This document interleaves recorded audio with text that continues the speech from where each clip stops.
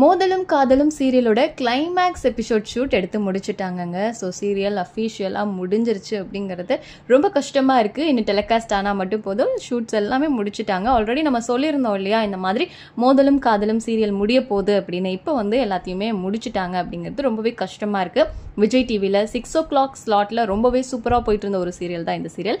Actually Vikram Veda பேர் வந்து ரொம்ப ஒரு அழகான பேர். அவங்கள சுற்றி இருக்கிற கதாபாத்திரங்களுமே ரொம்ப நல்லா இருக்கும். நளினி மேம், உமா மேம், இவங்களோட காமெடிலாம் பார்க்கறதுக்கே செம்மையாக இருக்கும்.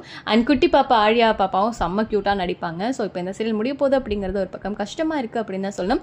ஸோ அது மட்டும் இல்லாமல் இப்போ வந்து பார்த்திங்கன்னா எல்லாரும் அந்த சீரியல் செட்டில் சேர்ந்து எடுத்துக்கிட்ட வீடியோஸ்லாம் ஷேர் பண்ணியிருக்காங்க. அடடா, நம்ம இந்த கேங்கை மறுபடியும் பார்க்க முடியாதோ அப்படின்ற ஒரு வருத்தம் நிச்சயமாக இருக்க போது. அதை தாண்டி விக்ரம் வேதா ஃபேன்ஸ்லாம் நிச்சயமாக அவங்க 2 பேரும் மிஸ் பண்ண போகிறாங்க.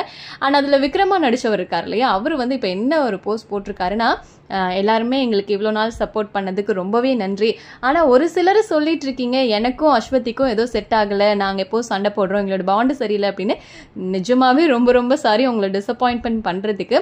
பிகாஸ் என்னால் யாருக்குமே ப்ரூவ் பண்ணிட்டு இருக்க முடியாது. எனக்கும் அஸ்வதிக்கும் இருக்கிற பாண்ட் வந்து எவ்வளோ அழகான பாண்ட் அப்படிங்கிறது சொல்லிலாம் விவரிக்க முடியாது.